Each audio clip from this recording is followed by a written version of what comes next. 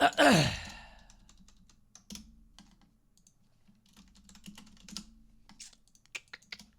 gotta find an image to put on this.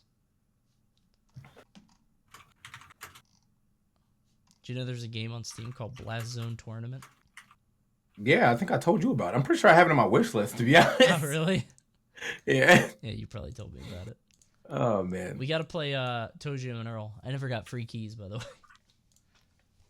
What were we supposed to play again? Toe Jam and Earl at some point. Oh, okay. Yeah, that shit never popped off for me either, so they hate me. I'm excited, though. All right. Hi, everybody. Welcome to Blast Zone. EE's dead. That's why he's not there. Hopefully he will arise sometime soon in loving memory. You can tell by his picture. It's a little black and white, so. Every time? Okay, got it. When you're sitting at home Ooh. and you're all alone, you should just tune in to what? To the Blast Zone. Blast Zone sometimes. Not every. Anyway. Every sometimes. every sometimes. Every sometimes. That's what it is now. Like, Blast Zone every sometimes. So welcome again. We're here. It's tough to know what our schedule is, considering like you guys are always flying out. You guys were just at Summit. We all three of us have the Nintendo thing, which we're flying out to tomorrow. You're going out to Texas. I'm going to Chicago with Phil. So it's a little tough, but we try to get together when we can. It's always on a Thursday, so I know people will be sad because sorry, got a little bit of dust off. I know people will be sad because I'm in the middle playing Devil May Cry 5, and have you been playing that? No, but is this your stream day? Is that what's supposed to go down? Since I only stream 2 days a week. It's because I'm going to Xanadu now. But right. Yeah, so no DMC. Sorry, the black and white EE picture, like he's dead. He's dead to me because he never shows up on time. So to me, he's dead. I just don't get it. Like it's like we've planned this out. Week after week, and it's always the same spot. And Phil is always missing until miraculously 8:30. Like it's just like, yo, we can start at 8.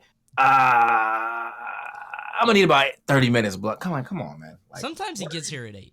Sometimes whatever you're doing though, like I feel like he could do it before. Whatever, man. So before he gets here, as a little bonus chat to the stream before he arrives, is he cheating at Werewolf or at Mafia? He's cheating. I don't think so, but I think he's cheating. I also don't care about Mafia, so cheating. That's not for me. I think he's cheating. No way do you get the right answer out of nowhere 3 times in a row. There's no way. It's all guesswork. I think he's cheating, and I'm gonna bring it up. Give me a yay or nay in the chat. Yay if he's cheating, nay if he isn't.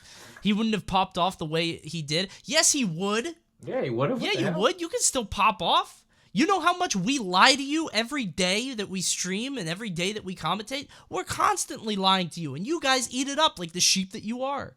Yeah, I've hit idiots. Several. I've hit several fucking side Bs off stage. I can't be hyped for every single one of them, but for y'all, for you yes, guys? I can. For the clip, baby, he knows that's going around. I'm gonna lie to you guys 5 times this stream. See if you can count it out. I'm telling you. He's cheating, bro. He's cheating. TK Def has the movie set lighting going on. Yeah, he's got a... I have a ring light, and then I also have another light here to light my green screen, but I had to turn it up because I feel like you actually can't see me or whatever. Like, there's a logo here, and you can barely see the shit. Oh, yeah. So, like, look at that. I'm gone. He's disappeared into the night. Right. You definitely look like a Zack Snyder film. It's very good. The hell does that mean? You never seen it? Like Man of Steel, Batman vs Superman, that kind of deal? Okay. I don't know who directs that shit. You look like some cape shit. That's what I'm saying. I'm with it. All right, guys. Welcome to Blast Zone, where we talk about Super Smash Brothers. So glad you could join us. So we're going to be talking about all kinds of stuff. Got a couple topics on the line, but of course, the number one thing is your viewer questions. We're going to get to those in a little bit. Hit us up with the hashtag Blast Zone for anything you guys want to talk about. It can range anywhere from Smash to other stuff. Other Smash games, just all kinds of stuff. I mean, it could be even not about Smash. Just, don't be weird. That's all. That's all. Well, some people have already violated that rule, including Neored, who does it as a joke now. That's his thing. Jesus. Delfino says he's shocked you don't like Mafia. Why? I don't know. You're just not into it? It's boring. Like I feel like it's boring, it's weird, and I'm not about to have nobody yell at me over no fucking game. Did you see G-Pick? We would have thrown hands. Oh, I saw that. Yeah. It's like, man, you must got me fucked up. Like, yeah. you must got me fucked up here. I mean, he was like, he's the mole. Who the fuck? He was screaming.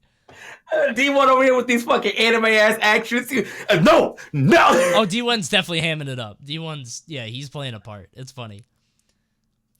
Oh god. It's so when that's just not for me. That's Mafia goes one of two ways for me. One of them was at boot camp where like I had to be the moderator and I feel like I'm herding cats because nobody's fucking listening to me. And then if I wanted to kill anybody, they took it personally. Like I felt like I couldn't say, okay, we're gonna kill this guy because then he would get his feelings hurt. That sometimes happens, but then so my birthday trip, the one where all the people went to Deep Creek Lake, we played Mafia, and my wife and some friends, bless her heart, got really drunk, and I was trying to like keep the game corralled, but Mallory would not shut the hell up. I was like, honey, please play the game. Listen to me. She's like, what am I doing? What does it mean if I'm cop? What does vigilante do? I'm like, oh my god. This happened 4 games in a row. We didn't even get started. Yeah, no, I played Mafia like or some iteration of it. It was Mafia or Werewolf, one or the other. I played it at MagFest like a long time ago, and I just all the sitting around and all that good stuff. It just wasn't for me, man. Like it felt like remember Heads Up 7-Up? Yeah. That's what it was in certain roles. That's what it felt like. It felt like I was playing Heads Up 7-Up, but I was never getting picked. So I was just there, always with my thumb up. Again? Come on, man. So I was just like, yeah, I'm good, bro. I'm good. And I will say that like the memes and shit around it, and like looking at Twitter and stuff, and like looking at how people react to certain people and all that good stuff. All that's great. I love all that. I'm down to watch it, and I just don't want to be part of it. And I think it's crazy that people are willing to do a Mafia summit. Like, are you for real? Like, all right. That's a little nuts to me. Well, also just with the nature of the game, it looks like Mafia is actually rerunning right now on BTS. So that's kind of funny that we brought it up. Yeah, but yeah. Mafia's something. Thank you, Sandberg, for the sub. Appreciate it. All right. So let's play. Let's play Blast Zone. Let's talk about Blast Zone. Let's play Blast Zone. Okay. There you go. On Steam. That's actually on Steam right now. You can pick it up. So we're gonna start with Summit Talk. Since you were there, I was not there because I was not chosen. I'm not bitter. I don't even care. I didn't even want to go. Who cares about a stupid summit? Anyway, how was it? Yeah, so Summit was cool. So I guess I'll go with the pros of it. The Summit staff is very friendly and nice, and they take care of you quite well. So this is like the stuff that you probably didn't get to see just on stream, but there was food like every day and it was good. It wasn't like, yo, we went to McDonald's. It was like, they went to like, and got catering basically. So we got like, tacos. We had like this curry joint this one time, even though that shit upset my stomach.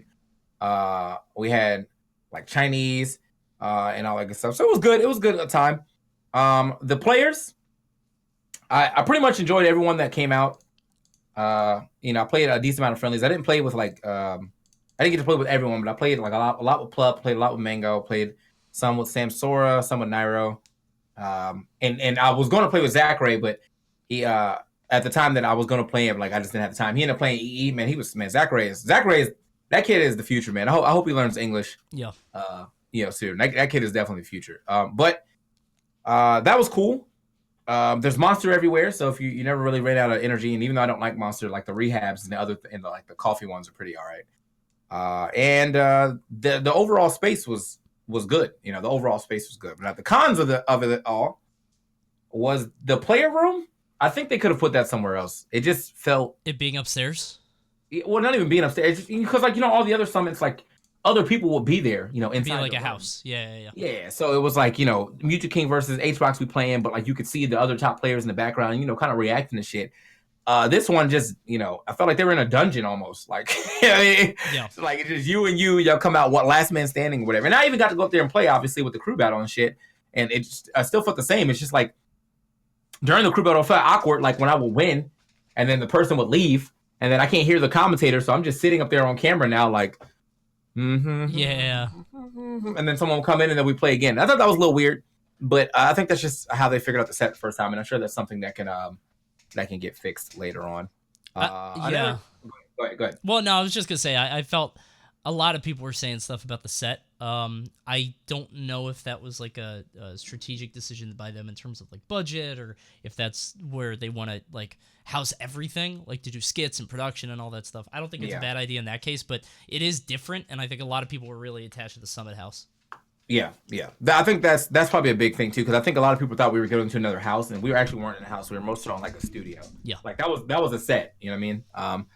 Another con is I think they should have used me and EE more for skits. That's just a personal thing, though. I agree. I thought it was kind of weird that, it's the Ultimate Summit. You're picking the guys who mostly came from the Ultimate, the foreign Ultimate scene, but you use, Chillin' and Vish and all the Melee people more, which from a business standpoint, I get where they're coming from, because like those guys are known, for the Summit stuff. Right. So it's like, all right, but you definitely could have taken a little more of a chance. I was in one fucking skit, and then I was in the trailer, and all I did was throw away a Wii U. Right, yeah.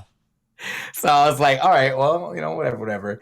And then I think my last con was, and there's no shade toward anyone, but the commentary team, I don't think that no one should have been removed. I just think they could have added D1 or Coney, or both. I think there was enough there to have all of us there, and I would have taken a little pay cut to have the boys come out. I think there was enough to have us all there. I think Coney is pretty much made for the couch. I think sometimes we were getting a little meme heavy, and the only reason I'm telling y'all this is because it's a blast zone. I only got that meme heavy because I could not be the guy who didn't agree with the way that everyone was acting. So if I felt like you were trying to rein it in, and then like I could see it, because I got the melee. It's like, all right, that's the 8th time, and I could see you, like I could hear it in your voice, like you're trying to pull it back, but it's a tug of war. That also got a little old. That got old as hell. That tug of war thing. It was really funny, but then, yeah. But it just that in itself though, like the second day, me and Vish actually talked about it on the last day, because like he kept coming up to me like so Vish was drunk, and this is a funny ass story. Vish was drunk, and like I'm already like I'm not drunk, so, and I don't like being around people when I'm not drunk, or I'm not trying to get drunk. Yeah. And so Vish just keeps coming up to me like, and everything that like he says, he ends Dagma, Yeah. It doesn't matter what is being said. Just, he's like, we're like listening to music. He's going Dagma to the beat. And I was like, oh my God. So we went to Sky's house and he did it again. And I was like, Vish, get the fuck away from me. And so I went to the other side of the bar, and I guess Chillin' or Hugs told him, because I told Hugs about it a little earlier. I was like, Hugs, man. I was like, does Vish do this at home? Does he just like meme shit to oblivion? And he was like, yeah, man. And I was like, that shit is killing me right now. I was like, because the thing is, the Smash community is already really good at killing things, right? Now I'm having someone literally killing it in my fucking ear. Like like we're on the same team now, and you're just killing it. And I'm like, oh, I can't be rude about it. So, but he ended up coming to me and was like, yeah, man, I know I'm being too hard, but he was like, if you just told me, I would have calmed down. And that's why on the third day, he didn't do it nearly as much. And I was like, good, well, that's teamwork. I should have told him, so I feel bad for being upset about it, but not saying anything. But also, again, was not trying to be the guy who ends up being the guy that's not fun, like, oh, this Melee champ's getting old, and everyone's looking at me like, what a party pooper, and then the next thing you know, the chat's like shitting on me now because I'm the one who was, so I just had to go with it. It's impossible to know in the moment how, like, it's being perceived, because, like, I know you and I are pretty, like, we're quick to pick up on that stuff, and I always feel like, okay, we're doing this too much. But then maybe we're too sensitive, and it's like, all right, maybe the chat's digging it, So maybe I wouldn't say anything either, but I would definitely, like, try to steer it the same way you did. But sometimes you can't fight the tide. It just it keeps going. Overall, the commentary team was great though. I enjoyed working, for the most part. I enjoyed working with Vish Chillin'. I didn't really get to work as much with Vicky, but we got like a blocker half too. I feel bad for her because I feel like Vicky did nothing wrong, and still just got mad shit. Like I feel like, she probably said some things wrong here or there, but we all did at some point in time. I found out that I was actually wrong about Bowser and how you're supposed to DI his side B, and I just found that out recently. But Vicky when she was talking, it was too much. When she wasn't talking, it was like, why is she there? And that was just how the chat was. And I mean, I'm glad that she can like take that shit and try because she's still getting hired and stuff. But it's annoying now, like, like when she gets on and the whole chat is a bunch of fucking, like fucking like 14-year-olds. Oh yeah, I mean, girls, and you're just like, oh my god, dude, just let her do her job. Yeah. And call it a day, So I feel bad for her, but she definitely takes it well. And I hope at some point in time she doesn't have to deal with that as much. That's the whole point of commentary, is that you kind of start off getting shit on and then people start to like you. But I feel like she started off getting shit on and then it just continues, but she's still getting successful because she's good at what she does. So I wonder how, like, I have a few different brains about this. Like, part of it is because she's a woman, full stop. Like, some dudes are just weird and they're about that. But also, if you look at that couch, it's like dudes that have been doing this for 10 years and maybe not chilling, playing, commentating for 10 years, but he's been playing the game for 10 years and he had something else. And then Vicky. And, like, I think she's getting a lot of the same shit that, like, Fendi got, where it's just no matter what you do or say, you're going to get dumpstered on because you haven't paid your dues. And some people still have that perception, however many years she's been doing it. And I think I worry for Senpai because I think she's the hotness right now, and I think she's kind of on the upswing. But, like, that turns. People are fickle. Like, it gets really rough. So I don't know if it's one of those two things, if it's like an age or experience thing, or if it's a woman thing. Obviously, I think it's both for different people. But either way, both of us can agree that, good God, like, she gets way more than pretty much anybody else.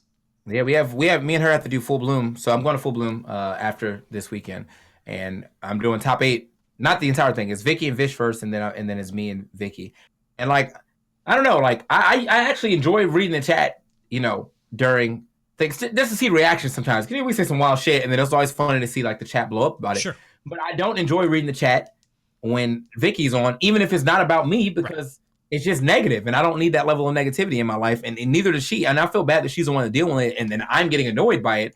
But it's like, I'm not getting annoyed because, it's her. I'm getting annoyed because, like, why is this even a thing? Let her do her thing, and then if you don't like it, fucking mute it. You know what I'm saying? Fucking leave until she's not on or whatever. But for the most part, most people don't have a solid reason as to why they don't like her outside of she is a woman, or she is a woman and I don't like her voice. Those are two reasons.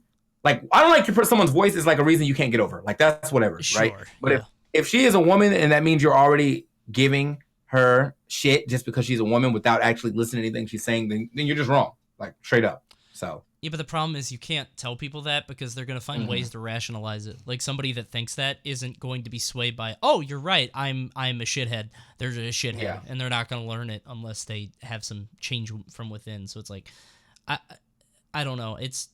You can not like a commentator for a bunch of different reasons. I think Vicky probably lacks game knowledge the most out of all of us. But again, that's not shade at her. She's the newest, and I think she does some things better than us. So I no shade at all to Vicky. But I do feel like there's a ton of people that just shit on her for no reason. But I will say, in terms of criticism, okay, so here we go. I'm just throwing this out there. It's not to Vicky and it's not to anybody in particular, but couch format, we got to work on this, because when it's two people, if we're constantly like back and forth having a conversation and laughing, like your and my blocks are with jokes, it's fine.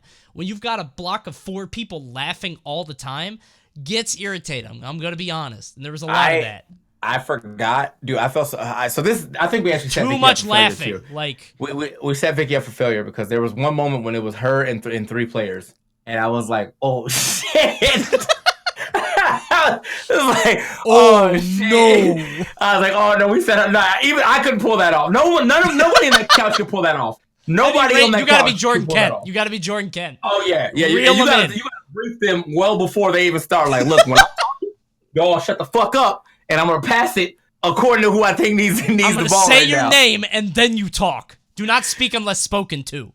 But we set her up, and then like they actually came out. So the production guys is like, well, they were supposed to like cut the break or whatever, right? But this couch was having a conversation, and this couch was having a conversation about not to each other, just to each other over here. So he came out and he was like, "You guys cannot do that." I was like, oh shit. And I was like, yeah. So I looked at the couch. It was Cosmos. I think it was Cosmos, Void, Light, and Vicky. And I was like, yeah, I think we should have had one more person sit with her. But I think I just got off a 4-hour block, so I definitely wasn't sitting back down. But yep. Yeah, that was a rough one. I wanted to wait until Phil got here to talk about the next thing, but I mean, I don't even know if he's actually coming. What time is it? Well, we can stop for a little bit because there's something I wanted to talk about. Just sort of to piggyback on that, like. Are you talking about the thing I was talking about earlier? The thing about pros. Yeah, we'll talk about that. Well, okay. we can save it. We can say you want to save that? We'll save it. Okay, we'll save that. We'll talk about that in a second. But yeah, so I think the players individually are fine as commentators. The bus is actually really good, which a lot of people don't expect. But I do feel like they're not ready for, like, there needs to be more give and take on the couch, and it can be a conversation still. But like, I heard so much just. If I hear that it was the same thing every time, it's oh man. Anyway, like, I heard that 50 fucking times a day. Oh man, we're having a good time. Just it felt so. I don't know. Couch commentary is different, and you gotta. It is. You gotta keep the laughs in. You know, maybe. But for the most part, that's kind of how it's supposed to be. It's supposed to be like 4 homies, you know. But even then, I don't think I would spend that much time with homies laughing and oh man and reminiscing while the shit's going on. So I get where you're coming from, but it's definitely not going to be like you're right a normal tournament commentary. So no, it's a balance. It's a little bit of give and take. Yeah, it's like a tug of war, you know. Yeah, it's. You set me up for that. You set me. You did that on purpose. Oh man. Oh man. We had the same idea. Good shit. Yeah. We're on the same. We gotta get more blocks together, dude. We don't work together. Yeah, we definitely don't. We had one block at Frostbite. That was my favorite. Yeah, we killed it. Yeah, we definitely killed it. That was our best block. Yeah. I tell people all the time, and I don't think people want to actually hear this, but I think that me and your chemistry on commentary is actually better than anybody else's, including the Black Plague, including D1breezy, only because we spent like a shit ton of time also hanging out like as friends. Sure. Like I do, you know, I hang out with fucking EE, I hang out with D1, but like me and you spent time like hanging out like without any Smash involved. You know what I'm saying? Yeah. A lot. And so I think it translates very well over the mic. Yeah. That, you know, we're like best friends or whatever. Yeah. And me and Phil are close, and me and D1 are close, but when me and Phil get on, I mean, we're doing what we do because, you know, the Black Plague, you know what I'm saying? We work, like we know each other's work style, whatever. D1's the same thing. Me and him were traveling. We were road dogs for a long time. But me and Coney are like literally just 2 guys who are like best buds talking about a fucking game.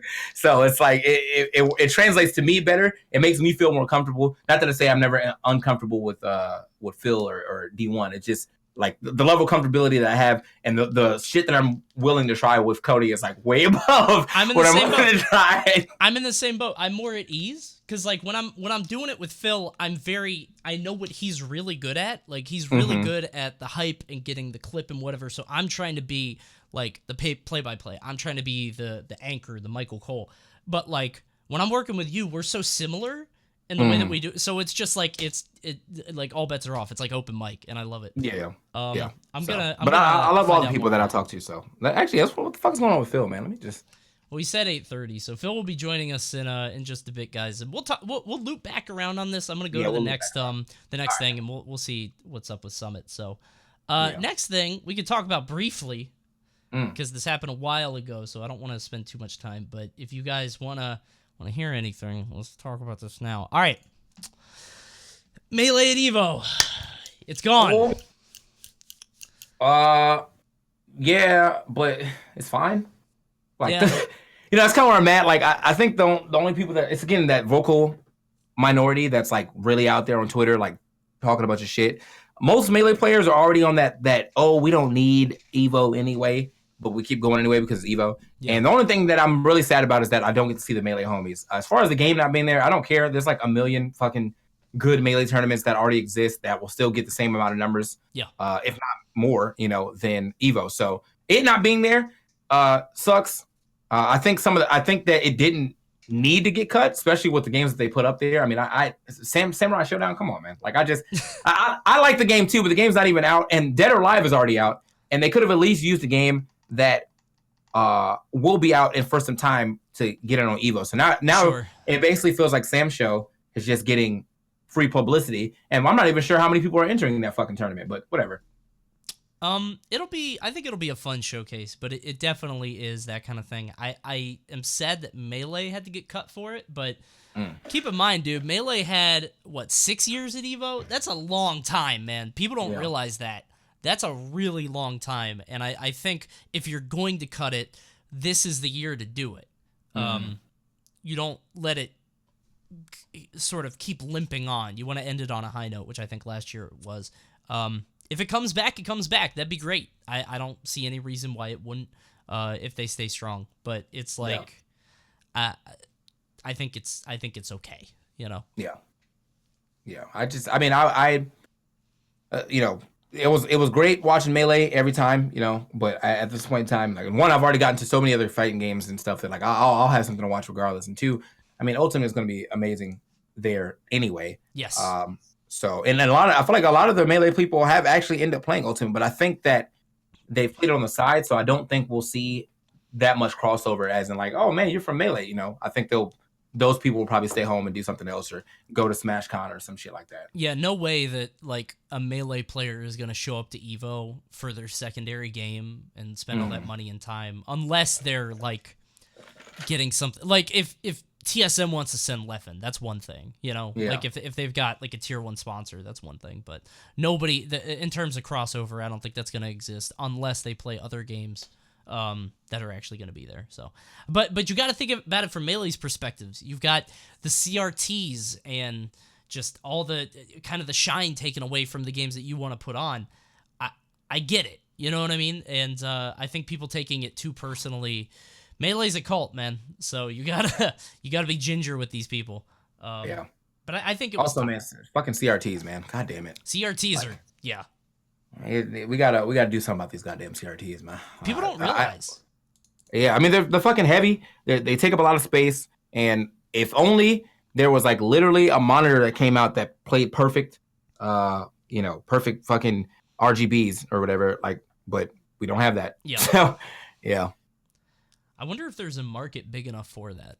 Because, like, the reason I imagine that it's got to be possible, but you can't do it because there's not a big enough, like, nobody would buy it other than, like, Melee players or, you know, #retro gamers. I don't know. But I wonder if there's a way to do that. I don't know. All right.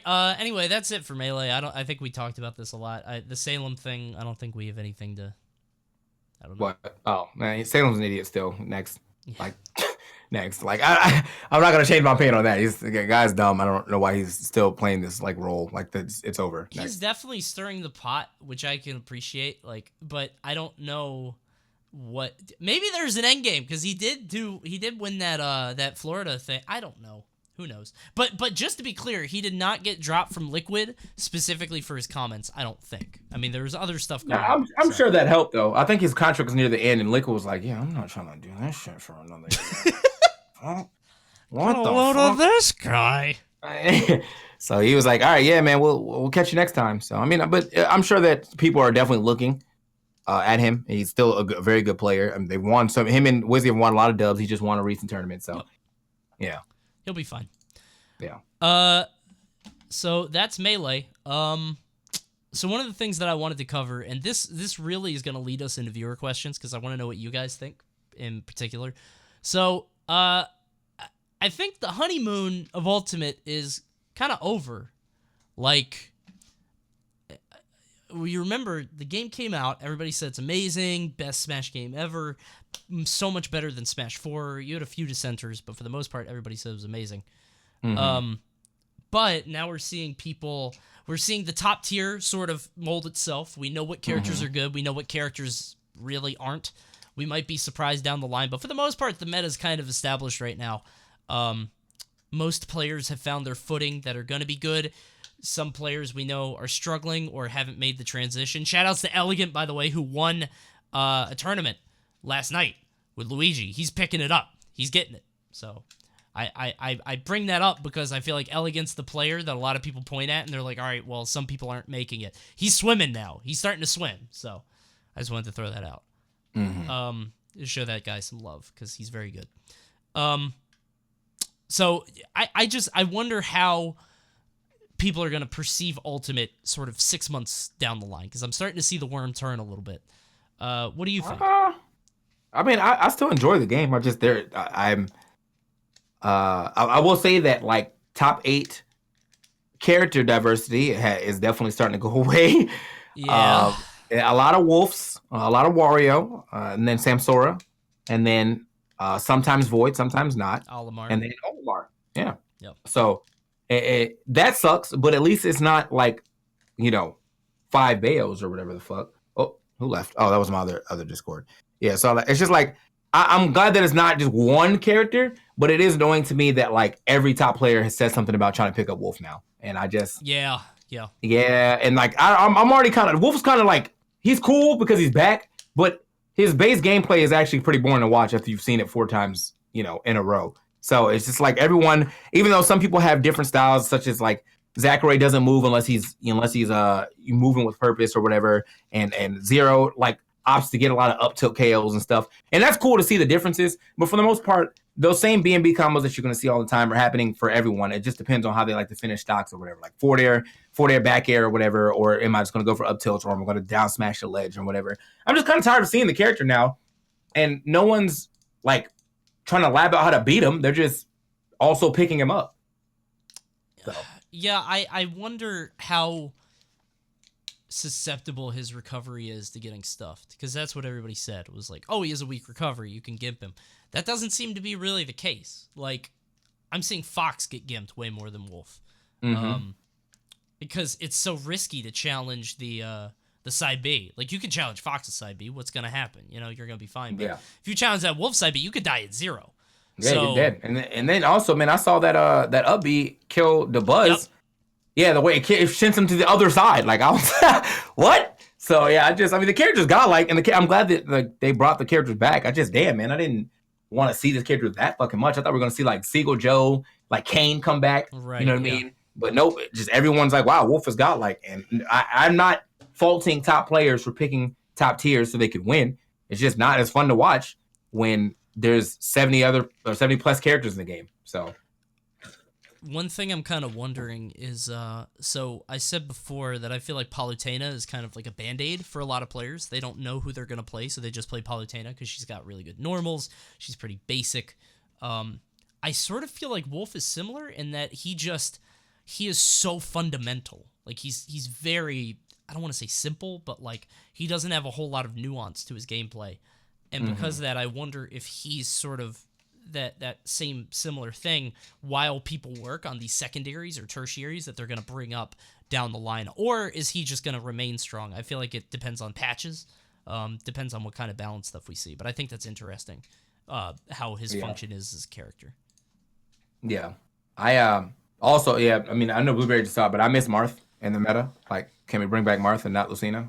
Whack ass. I was gonna say, you got Lucina. Be grateful. Whack ass character. No, it's all good. It's all. I gotta deal with it. I gotta deal with what it is. But yeah. I mean, and as far as Olimar as well. I mean, I don't think Olimar is in the spot where he's busted. I just think up smash is way too good of a move and probably needs to be toned down. Other than that, I think the character's all right. I just think up smash rewards too much. Safe on shield. It hits behind him for some fucking reason. Yeah. I'm good. So I agree. I think up smash is a little nuts. I think overall, though, he's not crazy.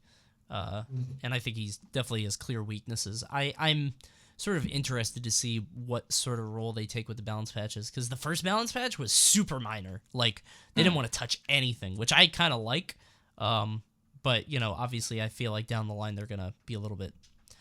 I think it's kind of interesting that there isn't a clear best character, because like in so many other Smash games, in the last one and then one before it, in Brawl and Smash 4, we immediately knew, okay, this guy's better than everybody else. But in this game, like who do you think is the best character in the game? Peach or Pichu? My answer is Pichu. Okay. But that's the thing, is like a lot of people say Peach, some people say Pichu, some people say Lucina, because she like doesn't destroy anybody, but she doesn't lose to anybody really. Like, or if she does, it's really slight. It just depends on what you value. I think Pichu is nuts, and I think he's the type of character that'll only get better. So I think that regardless of who's the best, both of those characters are good, and Sam Sora needs to shut the fuck up. I'm oh my tired of Sam god, Sora. yeah. I'm tired. It's not even Sam Sora. It's just people who play the best or like the top Everybody does it. anything character, and they're always trying to find that one thing that their character can't do in an opponent. Like it's the worst thing in the world. Oh yeah, well I can't. I'm not the fastest character in the game. All right, you're still not fucking Incineroar where you can't catch anyone, and you still are very threatening when you're floating around anyone. So I don't know, man. Like Sora is always trying to say his character's not the best, and then he gives dumb reasons, and I just don't see it. I think that Peach has way good tools, racks up damage quite well, has great edge guard, and like I don't know, man. That character's godlike. Character's godlike. I think it's a reaction to the other side where if you remember when the game first came out and everybody was talking about Inkling and Zero was constantly complaining about Inkling and somebody said, how do you beat Inkling? And he said, you want to know the answer? You also play Inkling. And as an Inkling player, I saw that shit and I was like, you guys are fucking corny because this character is not amazing. Like, you guys are just not good yet. And now that character just isn't showing up as much. And I feel like what Sam Sawyer is doing is a response to the other side where people will just randomly talk up your character as if they can't do anything against it. Meanwhile, this is pretty balanced overall in terms of Smash games. I mean, it's obviously not, perfect because you got like 75 characters, but I think you have both sides of that coin where one person always downplays their character and the other person just won't take any responsibility for their losses and blames it on the other guy's character. I think it's bullshit either way. Yeah. Yeah. You want to play a real bad character, you know what I'm saying? Play a real bad character. Play a character that has just abhorrent flaws. Like, yeah, man, if anyone's ever complained to me about Incineroar, I'm right there with him. Like, yeah, man.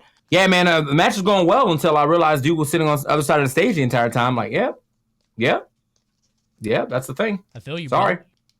I'm with you, brother. I mean, I wanted to fucking Alolan whip some people too, but looks like I can't. Not in the cards. What? So, Speaking of that, I saw you take like 30 stocks in the crew battle. What the hell was that? That was nasty. Like, okay. So this is what it came down to. When we started playing, I already knew that what it was it was going to be between me and Bam, straight up. I beat EE enough to know that, like, in a setting, especially if EE decided to do that thing where he decided he didn't want to try, like, I was going to destroy him. Yeah. And I beat EE enough, and Vicky does not play good characters. Vicky used to beat me, like, pretty solidly, actually, in Smash 4 near the end of it, but she doesn't play good characters in this game anymore. So, right. So when we stepped up, Chillin was like, all right, I'm going to pick first or whatever. And I was like, all right, cool. So he picked me, even though he was thinking about picking a Bam, but he picked me. And then EE picked Vicky for some like reason. Not to no shade or whatever, but I thought the obvious pick was going to be to take Bam. And so I was like, let's take Bam. What the fuck? We can win this shit ultra free. And then he was like, oh, no, we got to make it fair. And so I was like, all right. So we took Vish, and then they got Vicky. And so Vish went in, got bopped. And I don't know what happened. But, one, I like the Snake matchup. I actually think that, personally, I think that we could beat Snake. But I could be wrong. I maybe just don't play good Snakes. But all the Snakes that I've played so far, I feel like I have, like, it's actually a fun matchup. And I've beaten most, if not all of them. So I beat EE. Then I beat Bam, in the 3-stock runoff because I didn't lose a stock. And then, Vicky just... She's playing Kirby, man. Like, what do you what do you want me to do? I literally just like, all right, everyone's probably telling her, oh, it's short matchups. All the Wii Fits will tell you that Kirby beats Wii Fit or is one of her worst matchups because she's short. Who fucking cares? He can't catch you. So Kirby has to fucking like go in with very risky shit. So she was trying to dash attack me. She was rolling in. She was jumping at me. I think you were on FD too. So like, what do you do? Like, yes, I was like, I don't fucking care. And then once you're off stage, I'm just gonna body that too. So like that's what happened. Like she had to run at me with dash attack. She was getting blown up for that. Anytime she was in the air, she was getting blown up for that. And then I spiked her twice. And I was like, I mean, it's Kirby, dog. Like, I don't feel bad about that. So the second time I was actually going to go Incineroar, but they forced me to play Wii Fit again, and then I just took 5 stocks there. That's what sparked my memory, is you saying you were going to play Incineroar, but... Yeah, and then they were like, no. He was like, no, I got to prove myself. And he went Wario and got 2 stocks, so I don't know, man. I should have 3-stock Bam. but I got greedy. I'm not 3 stack. I should have beat Bam, but I got greedy because I went for a deep breathe off stage, and I was like, "There's no way he's gonna come out here and do anything. I'm way too far off stage. Yeah. And if he does anything, he's gonna die." But he went off stage and hit me with a neutralator, and then up B before I hit the blast zone, or when I hit the blast zone. So if I didn't die, he would have died. But that was actually pretty smart of him to like go do or die for it. I remember seeing that. Yeah. Yeah. I think it's I don't know. It was fun to watch. But getting back to the point, I think that it's interesting to see how the game's going to shape out in a couple months. I think balance patches and new characters are going to shake stuff up. I don't know how good Joker is going to be. Obviously, we don't know what other DLC characters are coming, but game's in a very good state right now. In my opinion, better than Smash 4 ever was. I'm not particularly good at Ultimate, but like I don't get bored playing it. I can play it for 6 hours. You want a tournament? Come on. It didn't even count for PRs. It was so early. I literally. Wow, for real? Yeah, I can still enter Arcadians. I can enter Arcadian if I want, because I won it and then I stopped entering shit. I was like, all right, I'm out. Like, I won like what, the 3rd week tournament. It's fine. Who cares? But yeah, I don't get bored of playing. I can play like 5 different characters and constantly have fun. And that's different from Smash 4, where I felt like I only played one character and had fun for an hour. And I was like, okay, I'm done. I feel that. That's sort of what happened to me. Yeah. I'm still picking up more characters and shit too. Like, it's just like, it never stops. I just picked up Richter last week. They're fun, dude. They're actually pretty fun. So yeah, it's fun. And the game will be fun for a while. It's just, when it comes down to the top level, that I feel like that's going to get unfun first because of the mentality behind it. There's no Smash, like, as a brainchild, it's like you take your favorite character and beat everyone's ass, but that's not what anyone does. So not anymore, which is kind of sad. Yeah. It's like, dude, the reason why I'm playing Marth is because I love the Fire Emblem series. I love this game. No, it's like I'm playing Marth because he's good. Like, and that's that. I mean, there's nothing wrong with that. I'm just saying, like, I'm sure the brainchild was, yeah, man, we're gonna put all these characters in the game. You play your favorite character and you beat all your friends' asses, and no one's doing that anymore. So, rip.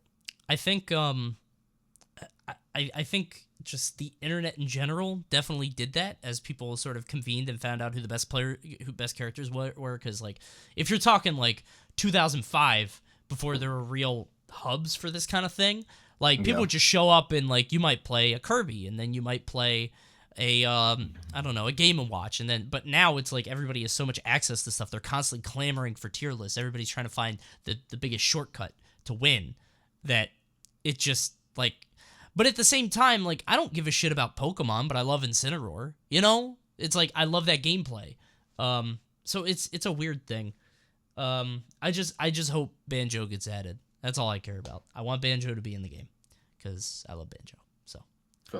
And I also want Travis Touchdown, but I don't think it's happening after that No More Heroes game. That did not sell.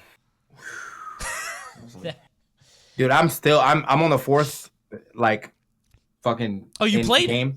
Yeah, it's not good, man. You're done. Dude, I'm struggling to beat that game, man. I'm trying to, like, I play it on the plane and I do like one level and I'm like, oh, Wargroove though. All right, so I swap over that game. The one thing I will give the game though is that there's a beat. In fact, let me see if I can find it real quick. There's a beat that plays when you're selecting the game. That shit fucking slaps. I've heard that, actually. So I played it at my friend Eric's house. Slaps. Yeah, I watched it. And I was like, so I love No More Heroes and I love Suda games, but I watched him play it. I was like, it's this for hours and hours and hours. Like, Jesus Christ. Yeah, what is that? What is this shit called? A death machine? Oh, fuck. No. Travis Strikes Again Death Drive theme. There it is. Is that it? This shit is up. Damn, this is it. People pulling out. Here you go. I got y'all, man. Here. Listen to that joint, bro. Let's throw that joint on real quick. That's a beat. I'll put this joint on. That's a beat. Oh, this one. Yeah. This is nice. Yeah, when that joint comes on, I was like, ooh. I stood that menu for like a good like 5 minutes, dog. I'm about to just play this through the rest of Blast Zone, just under it. This is nice. This is like a good like stream starting, Like, yeah. This is nice. Yeah, that shit's a bop. So yeah, definitely listen to that in your spare time. I might actually put that in my bars playlist. Who knows? Spit some bars to that, man. That's nice. Yeah. Yeah. So anyway, we'll see how Ultimate shapes up. I think we're gonna have to see it after Smash and Splash, Evo, Smash Con, the summer. I wonder if attendance are gonna go up, because like attendees usually goes up in the summer, but obviously with the new game getting released in December, it's the new game hype. So I wonder if that. I don't know how Smash 4 was historically, so who knows. All right, I think EE is gonna show up at 9:30 and then try to blame it on daylight savings, but that's a good read, actually. That's a good read. He'll say that. That's funny. That's a really good read. Wait a minute. I swear to God, if he shows up at 9:30 and says that, I'm gonna uppercut his shit. That's gonna be funny. Oh fuck! All right, let's keep this. Let's keep that quiet. We don't want him to hear it. All right, yeah, I'm looking at. I had to make sure he wasn't in the chat. Like, all right. Anyway, we're gonna go over, unless there's anything else you wanted to talk about. I still. Well, he's not gonna be here in time. So all right, you want to bring up the thing we wanted to talk about? Yeah.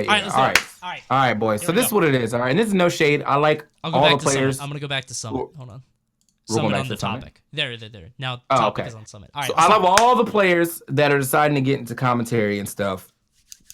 What I don't like is public opinion, because I think that you don't necessarily hear yourselves what you're saying. So top players are now getting into commentary, right? That's just great, right? You have Zero, you have DeBuzz, you have Nairo's been doing it, HBox has been doing it, Plup has been getting in there, and that's just great, right? The reason why it's so easy for top players to shine their knowledge is because usually they're paired with someone who's been doing this for a while, such as us. And so all the other parts of commentary that they're not doing, we are doing. We do the throws. We set them up to be able to talk for a long period of time. You know what I'm saying? We do the shills, all of that good shit. And I think that goes unnoticed because everyone wants to act like they want to be a scholar, right? When they're listening to commentary, right. Everyone wants to act like every interaction needs to be broken down to the most minute detail. And to an extent, someone's going to love that, right? But to say that these people are the best commentators now is actually like a slap in the face, and I don't appreciate that. Like straight up, like until they're doing everything that a commentator does, then they're just analysts. And I'm not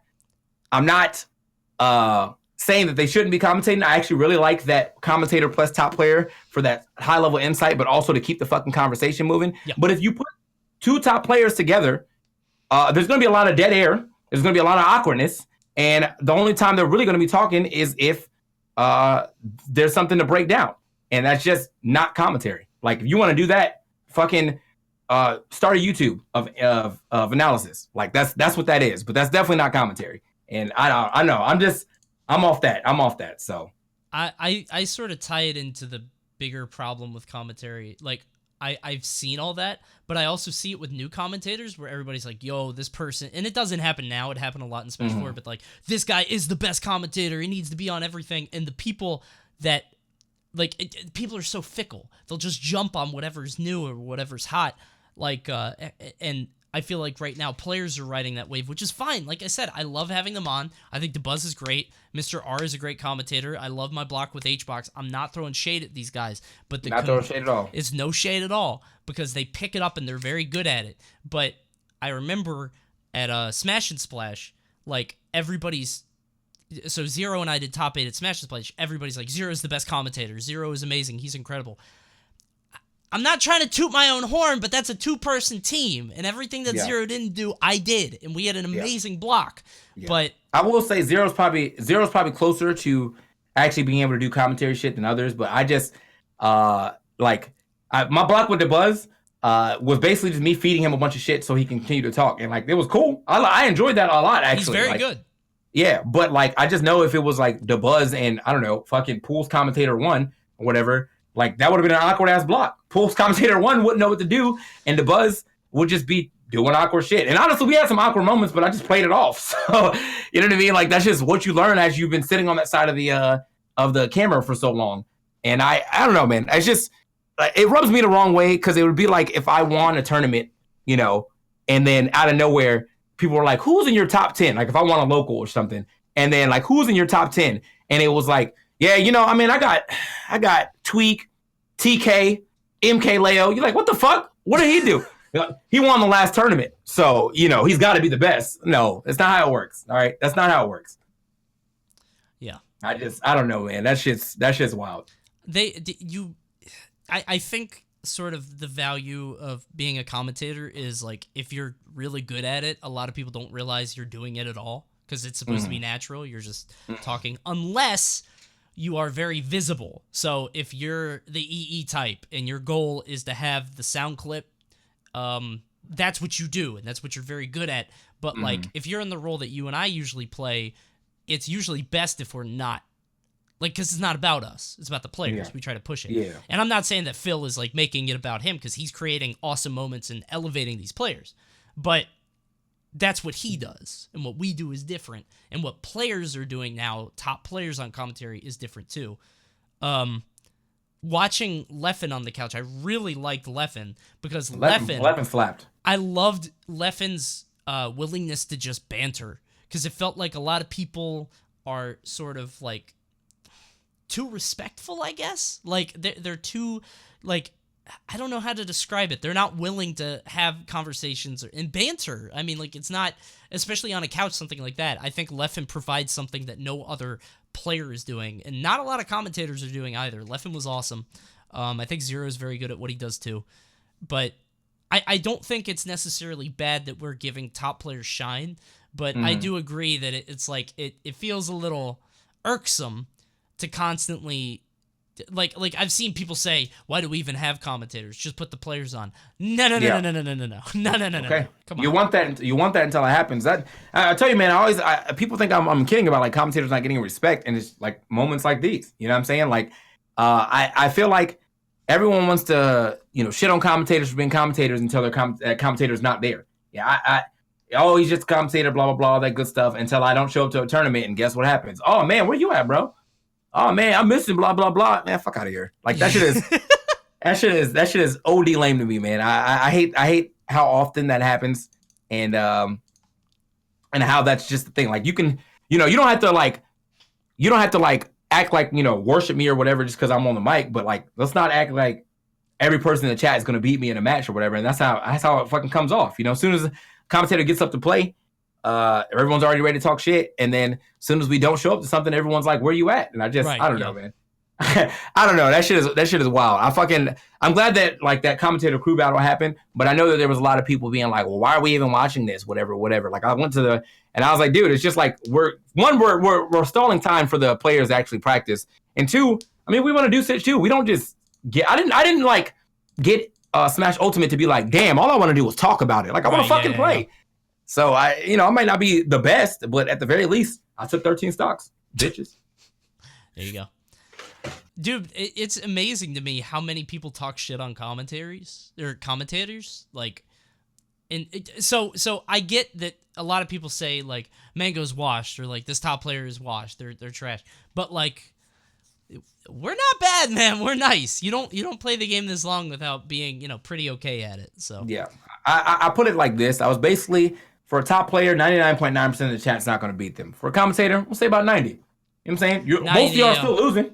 Yeah. You know what I mean? Like most of y'all are still losing, but whatever. It's just it's easy for people to try to point out any mistake when they're watching too. And this is why that's another thing about commentary that I try to avoid doing. Like, yes, I mean, unless the mistake is so obvious, like that you have to say something like that. Sometimes whatever you're thinking will not always match up to whatever they're thinking, and whatever they're thinking it necessarily isn't always correct, like 100% wrong. It's like, all right, that could have been a godlike read if he rolled, but he didn't roll, so now you're gonna get up smash or something. So, yeah. Anyway, that was our talk. Hopefully, we'll get to talk about it more with EE if he ever shows up. Who knows? Maybe he's getting ready for the trip tomorrow. Me and I are flying out to Chicago, and then you're flying out to Texas. So, Texas, baby, Texas. Yep. Another one. All right. Another one. So we're going to questions. Viewer questions, baby. Hit us up, #BlastZone. Ask us your questions, and we'll answer them live on the air. Let me go ahead and get it started. So starting off, somebody had a question before we even started. Let me look. 30 minutes till EE shows up. 8:30, baby. Probably. Here we go. Proto Blues says, do you think all the hate Olimar gets is necessary? No, any hate that any character gets really isn't necessary. It's just people whining. It's just play style. It's play style and who's piloting it. I feel like if Anti decided to play Olimar, like, oh yeah, man, oh shit, bro, Olimar is hype, bro. So yeah, it's definitely who's playing it and also the play style. So I wonder, like, I've had this fantasy in my head that DeBuzz would just pick up like Roy or like a really popular character and just like people wouldn't know what to do with themselves. If DeBuzz just started playing Ganon and beating people, they'd be like, well, I love Ganon, but it's DeBuzz, you know? It'd be fun.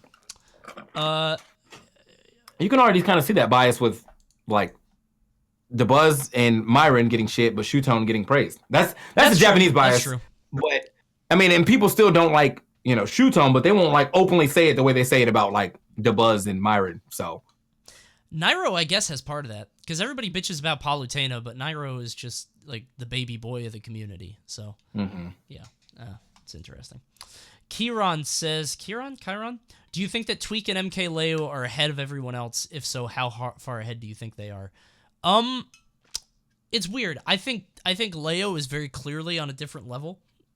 He's like got top 4 at everything. Tweak can be like Tweak has the potential to be the best player in the room on any given weekend, but Leo is like always in the conversation. So it's tough. It's really tough to say. Like I think Tweak's play is capable of more. I think Tweak is capable of more when he's playing at 100, when he's firing on all cylinders. But I think Leo has the juice to like go for. Tweak is a sprinter. Leo is doing the marathon. Yeah. That's sort of how I feel. Yeah, I can agree with that. Oh, I think they probably are ahead, but not to the point where like whoever's right behind him can't catch up. Such as DeBuzz, which is weird to me. I think it's always funny. Like DeBuzz has been like this level of top player for so fucking long. Yeah. And I just feel like not only like I know this might just be a me thing, but I feel like he's just forgotten all the time. Yeah. Solely because he's like not like an entertaining person outwardly. Like he's getting more entertaining now because like all the awkward stuff that he's doing and shit. Sure. But for a while, it's just like DeBuzz is like literally always whenever you think of like top 5, like if you name your top 5 and then someone says no DeBuzz though, you're like, oh yeah, like right?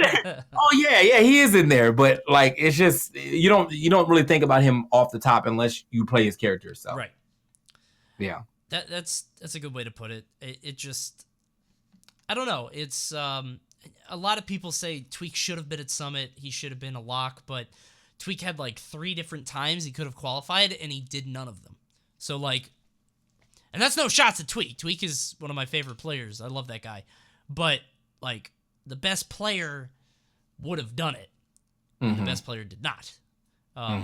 And if you mess up, 3 times, can you really call yourself the best player? That's kind of the question. Yeah, that's true. Because, like, Light didn't make it at Genesis. And then he did make it later. So it's like, it's a thing. So, all right, Neoret says, what character do you think has the best sex/stroke game? It's Bayonetta. Yep. Right? Yep. Dumbass question. Shut up, Neoret. Get out of my chat. What like, that's not even... I can't think of any other character that even has sex. Every other character is asexual. Yeah, true. I feel like I would like to say Falcon, but I think he's too busy racing, so... Yeah, he only cares about the race. He is the distance. That's all he cares about. Olimar is a father. I guess. Is he? Yeah, Olimar's a dad. He has 2 kids. Oh, damn. I didn't know that. Lore. But Olimar doesn't have the sauce. Come on. Also, Crom, I guess, because Lucina, but that you only have to have sex once. He probably stopped after that. Crom's a dork. Crom's a fucking dork. He stopped after that. He said, wait, a baby comes from this? Oh, God. Speaking of... Hi, sweetie. How you doing? Everybody say hi, honey. You're the dork. Wow, okay. Say, speaking of dork. Anyway, back to the game. Neerat says, who are your favorite SmashTubers to watch that aren't top players? I don't really watch SmashTubers. Do you? No, if we're talking about like them playing, no, I don't. But if we're talking about like their skits and shit, I mean, I'd have to give it up to Mighty Keith. So Keith's pretty good. Yeah, I mean, obviously, I watch Alfred shit too, but like not as consistently. But Alfred definitely has good videos, especially for the NOA events. I mean, I was studying, bro. Yeah, Holy shit. So yeah, Alfred he's the most competitive casual, and he does a really good job of putting out videos to help other people who may not have dove into that as much. But yeah, I give it to Mighty Keith or Alfred. Yeah. Alfred is super good. He's just got a different audience than us.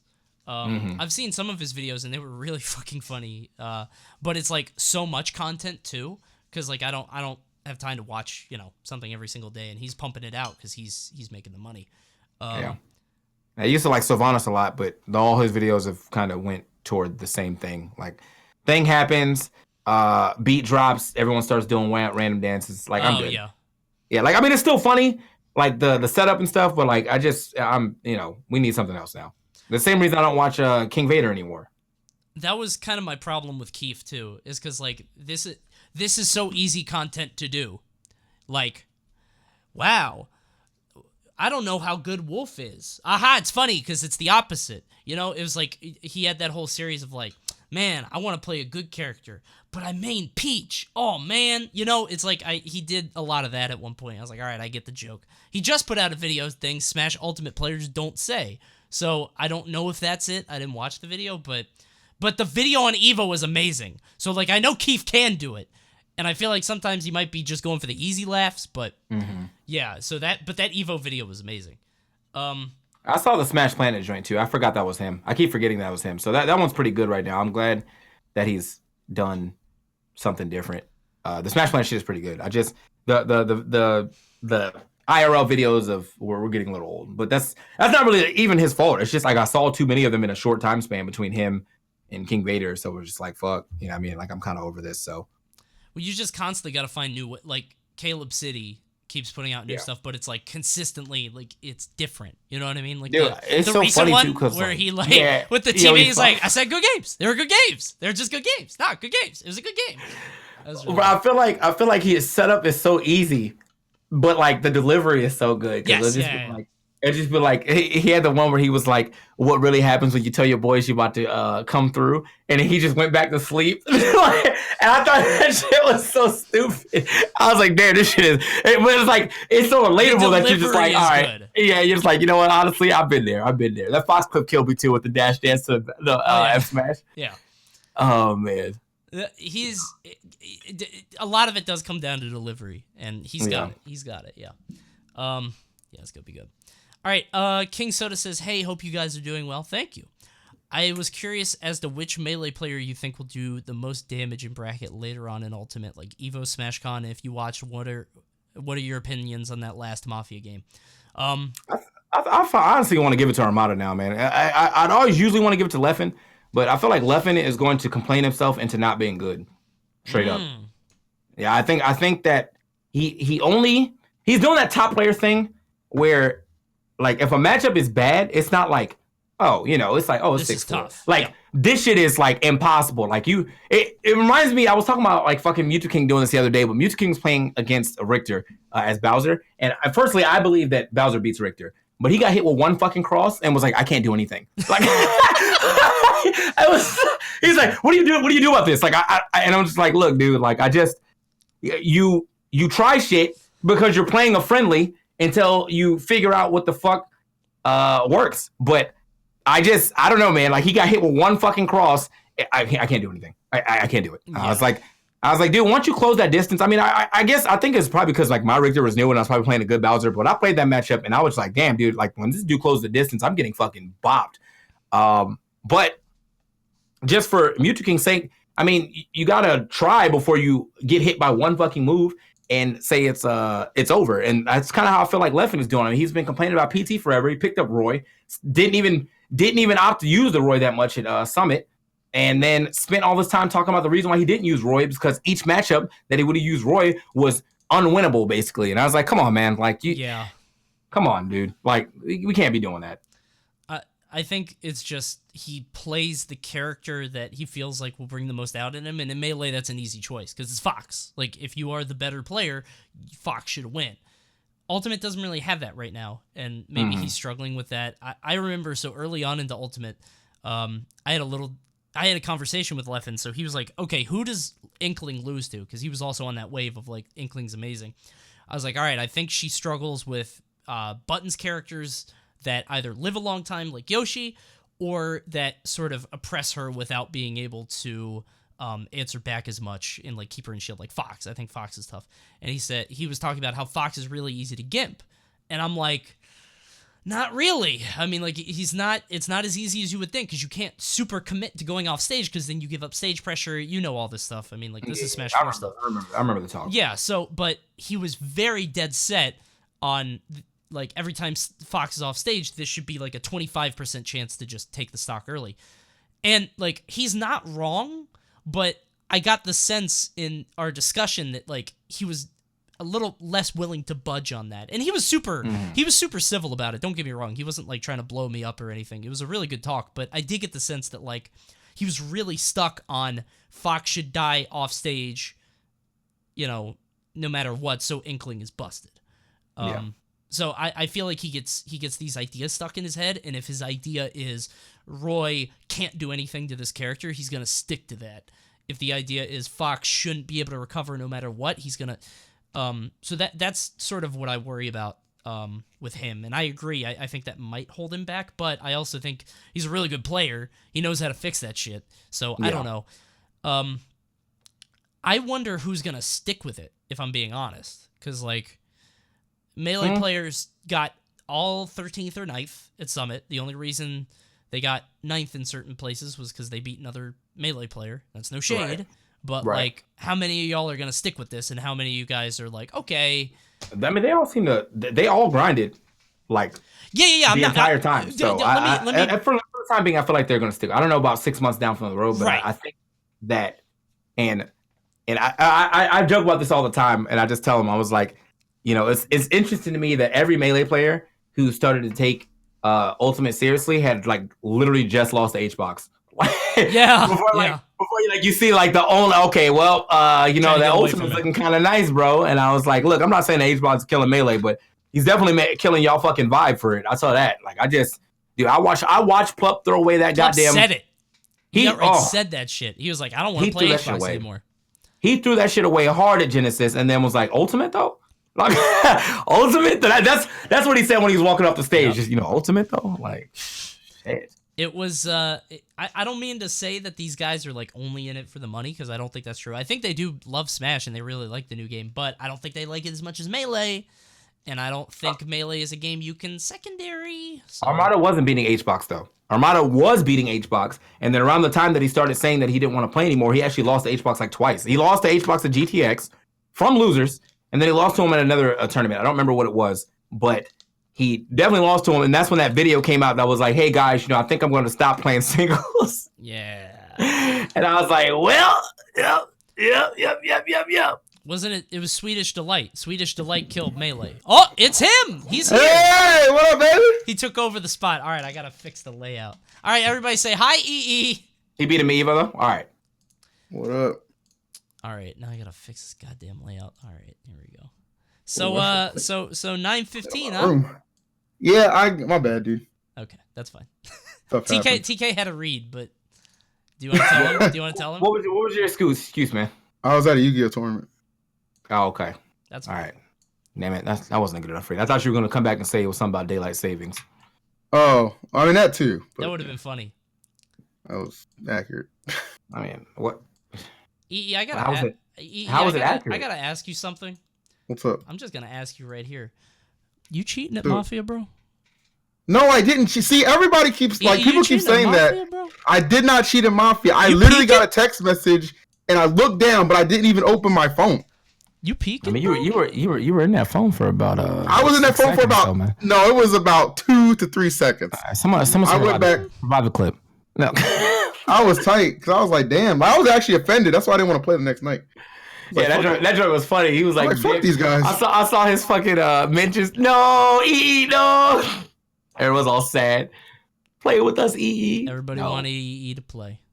Well, they should have been nicer to EE.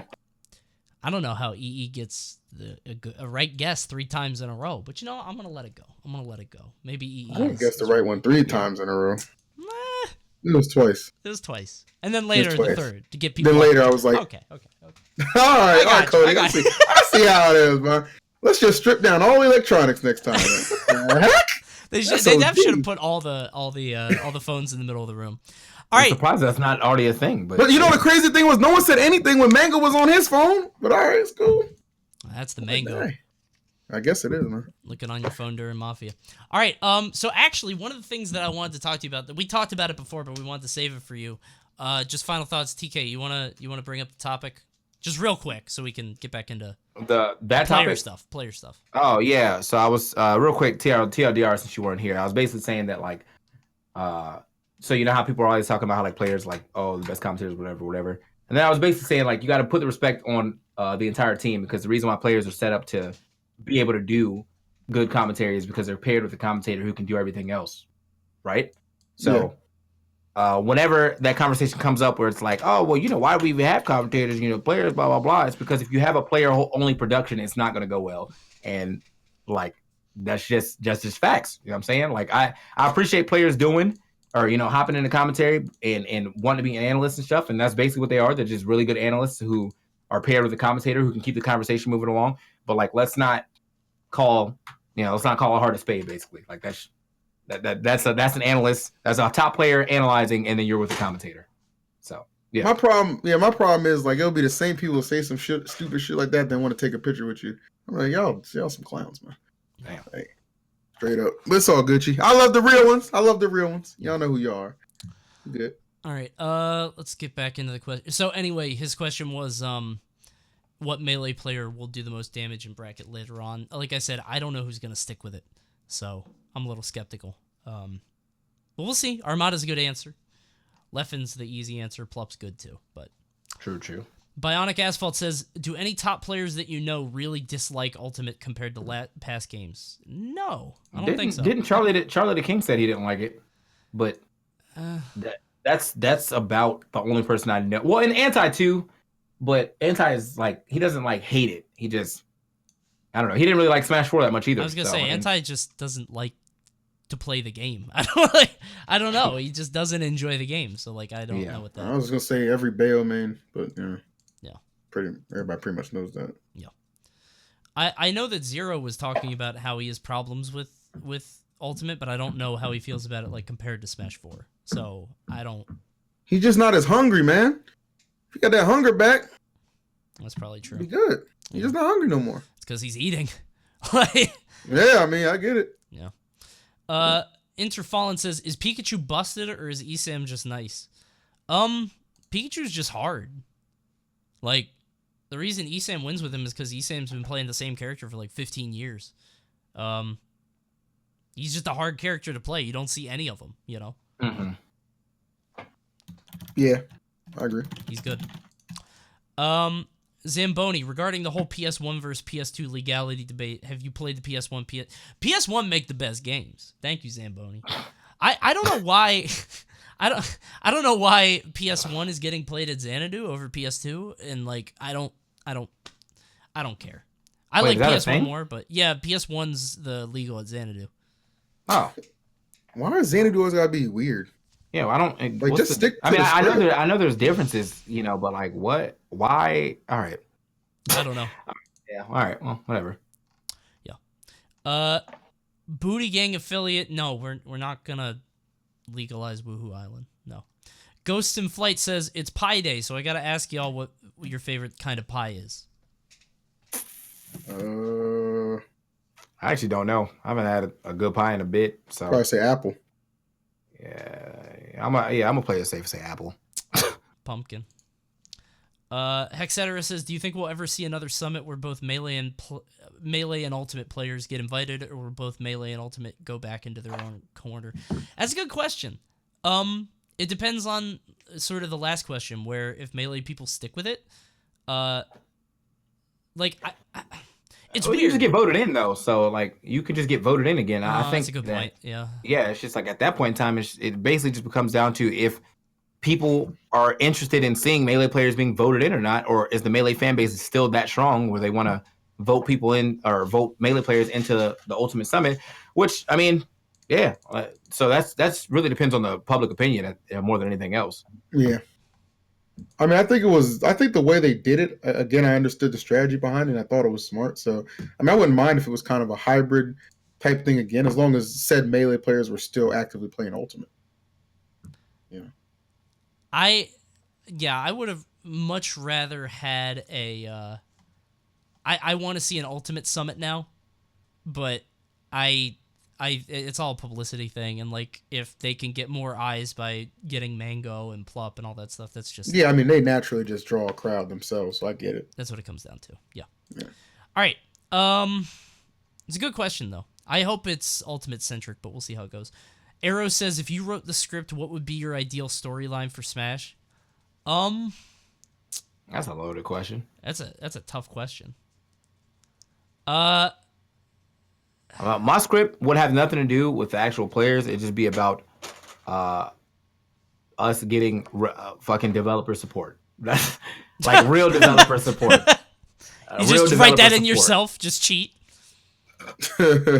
Like Bowser is just like, you know what? I really fucks with this Smash game. How about I throw y'all, 100K, 100K a year or some shit, and y'all run a circuit. Like, bam. Done. We're in there. Like 100K pop bonus for the circuit. He hires fucking, staff and all that good shit to make it happen. That'd be great. It's not gonna happen though. Yeah. I don't really have an answer for you because I don't watch enough anime, and apparently that's what Smash Ultimate dudes are on. So. Yeah, that question's very loaded. Yeah. But what TK said was cool if that ever happened. Yam says, will these top players pocket Greninjas ever secure a big win? Basically, do you think it's worthwhile for the top players to keep juggling 2 or 3 flavor of the month secondaries? That's kind of like what we were talking about with Leffen. I feel like people are kind of exploring the game right now, and it's fine to like juggle your characters, but I agree that like everybody playing Wolf, everybody playing Greninja, that's not going to help you in the long run, unless you're really putting time into it, sort of like Tweak is, Yep. Damn, say Leffen's playing Greninja right now. Shit. Oh wait, is he really? There you go. Big love. I think Greninja can be a secondary character. I don't like it because I actually really like Greninja, and I don't want to see this character rise and fall just because top players stop playing or whatever.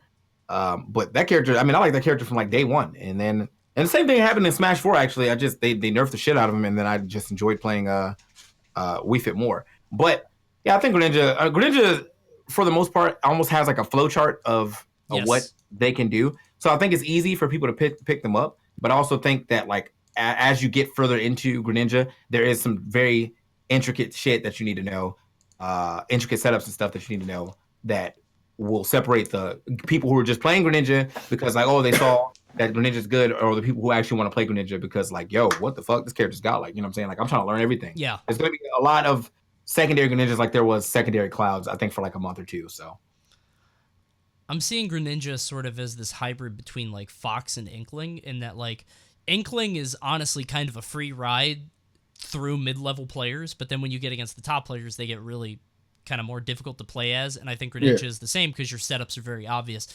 And Fox has the kill setups. Like, he has the damage racking and then the free kill setups at like 110, 120.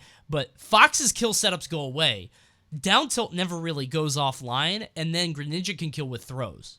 Like, up throw is sort of a kill throw. Not crazy, but it kills a lot earlier than Fox's. So, I think Greninja's nasty, but I think I don't know if he's harder to play, but he's different enough that he's not going to be, like, people have been playing Fox forever, Greninja's mad fun if you can stay out of shield. So that's once you're stuck in shield, that shit kind of sucks, and then his grabbing kind of whatever. But I mean, even so, I feel like his pressure is good. When he can keep you in shield is actually pretty good, or he can force you to do things. Like, he has really good punish game, with punish game, roll punish game, all that good stuff, and drag downs are cool. So but yeah.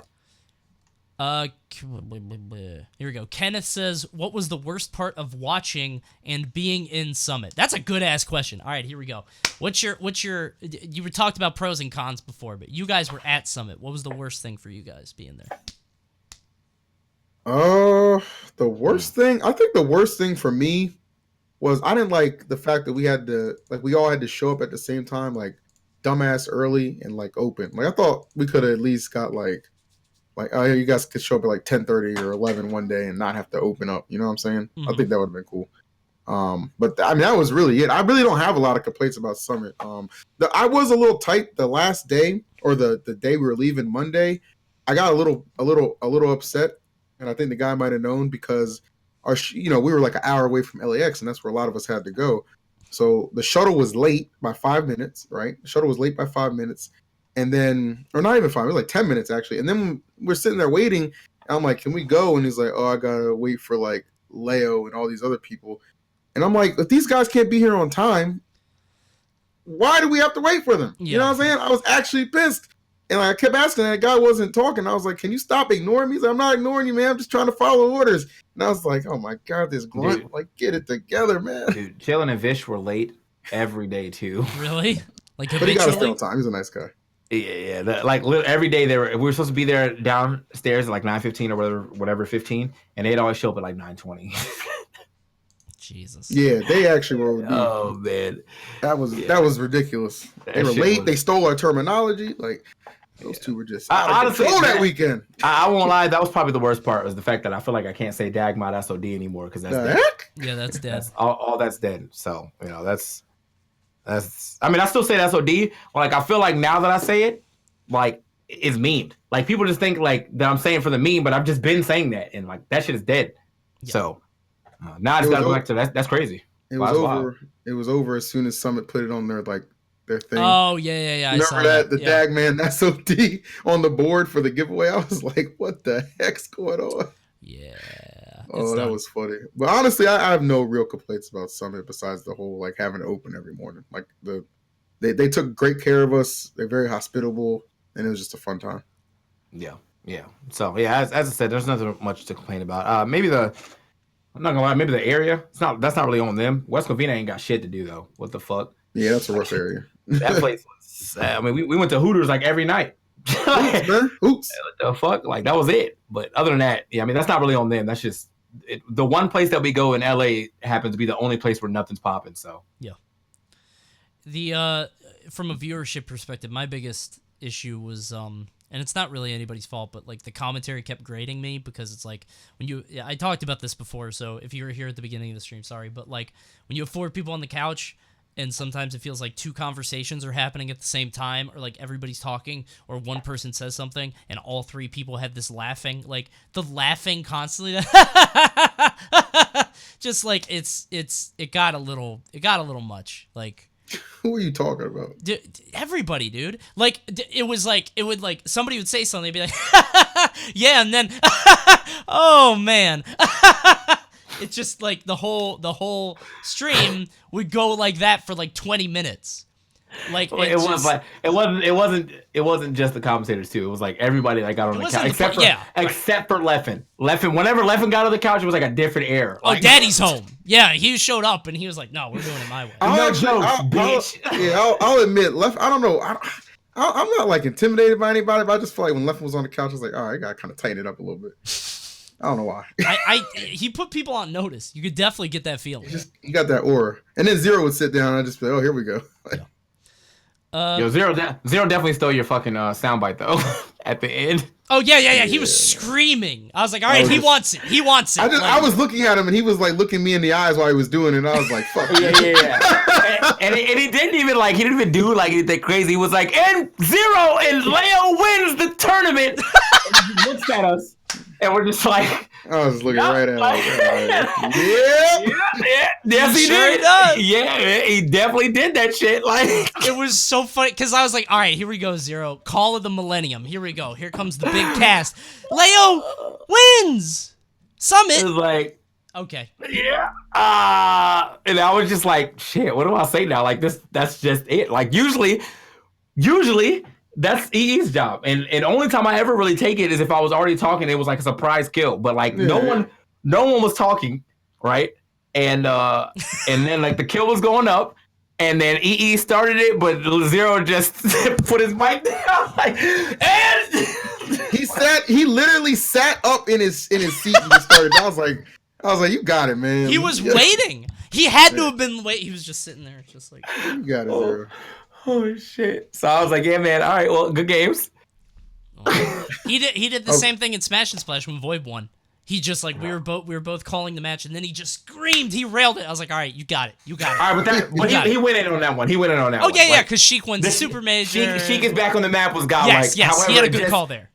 Just and MKLeo wins is not. That's not. That's what I thought was gonna happen. He had a good call at Smash and Splash. I was like, all right, go for it. But the Summit one, I was like, dude, that's correct. What does he say about MKLeo's still on the map? Like the map is never. He's never gone. The map never changed. That's his map. MKLeo is the map. Like I was like, what the fuck? Yeah. So I just, he just can't. There's nothing to go. I just thought that shit was so funny because like I could tell that every commentator was like, for real, but well, we were just like, yep, you did it. Yep, gold star. Good. Oh man, that's good times. Good times indeed. Yeah. All right. Dr. Pickle says, are y'all seeing Us next week? Critical reception has been nuts, dude. Yeah, I'm so excited. Huh? You got the movie Us, Jordan Peele. Mm-hmm. Yeah, we're gonna see it next week. Yeah, we're seeing it. Oh, yeah, I guess so. Yeah, that's like Get Out, right? The same guy who directed Get Out. Yeah, I'll watch that. I'm super excited. I think me and the VG guys are gonna see it at some point next week. I don't know if we're seeing it on opening. I feel like it's one of those movies you have to see in the theater. Like, so it sounds good. A-Rock says, why does Ness get so much love but Lucas gets so much hate? Lucas is annoying as shit to fight. Lucas is annoying. I agree. Lucas is whatever. I don't know.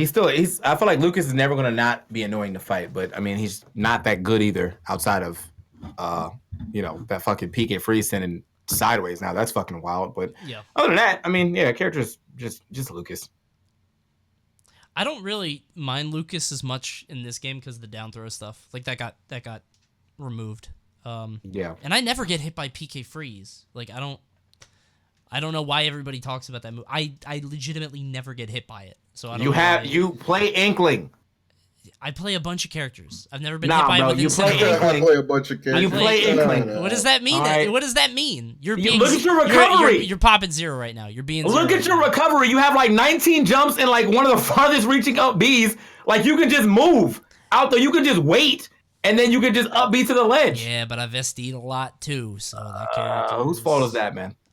Sakurai's for not giving me 3 jumps. All right. That would be nice. SOD. They have that in the game, it, right? You got it, bro. Matt Drago says petition. Damn.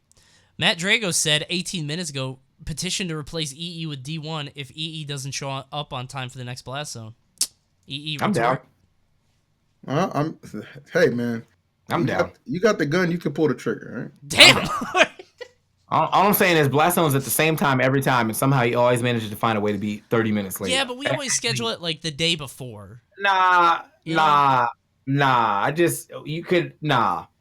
man. Because even if we schedule the day before, that's at least 24 hours for you to be like, yo, maybe I should get my affairs in order so I can finish everything I need to do by 8.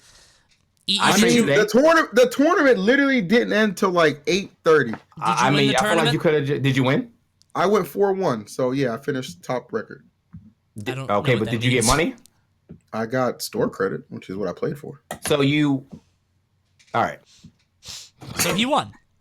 All right. That's fine as long as you win. That's okay. All right, man. That's a matter. I feel like do they do any other day? They do it Tuesdays and Thursdays. You don't go to Xanadu that much, do you? I don't know if you.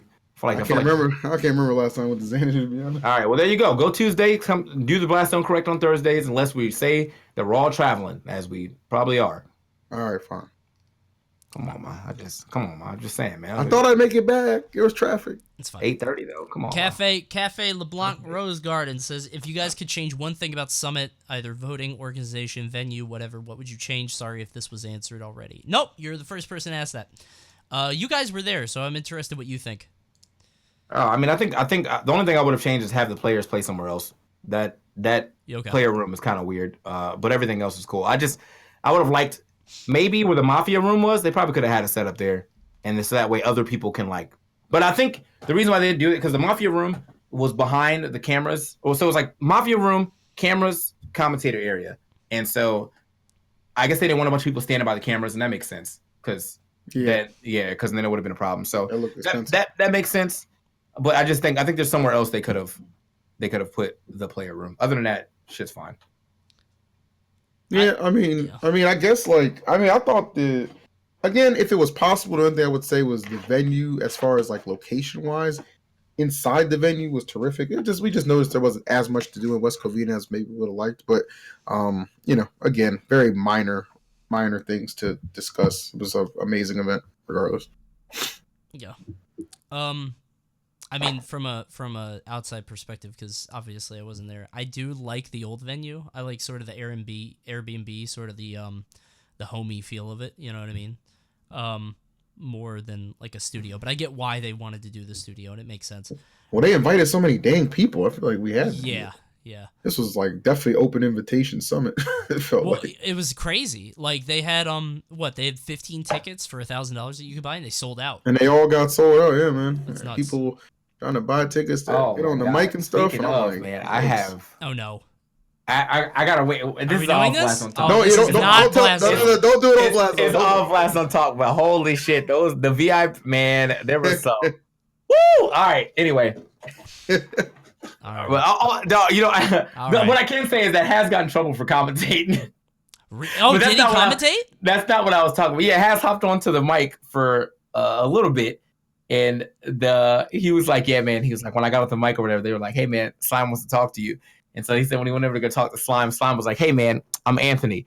He's like, I know when he gave me his first name. It was oh, no. I was like, oh. But, like, I get where he was coming from. Because, like, real shit, like, imagine a VIP, some guy just had a crazy amount of money and was like, all right, VIP. Right, yeah. You know what I'm saying? I got $1,000. He gets on the mic, just yells the N-word. Worth. You know what I'm saying? He has mad money. He doesn't care about that shit. He's like, they kick him out. It's already happened. Gets on there, just like when the middle commentary, he's like, all of these N-words, like, that's it. Like, it happened. You can't do anything about it. He spent $1,000, probably means nothing to him. So I get why VIPs can't get on the mic, even though a lot of the VIPs were commentators. Yeah. I definitely get where they were coming from. So yeah, Has got on for a little bit. We actually had which is crazy. It was only Has that got in trouble because I know that what's his name? Korean got on for a little bit, but I think Korean wasn't a VIP. I think he was +1. Okay. So Korean was Void's coach, and Void requested to let him get a match on one of his matches. Okay. So of course. Okay. All right. Yeah. So Korean was smart.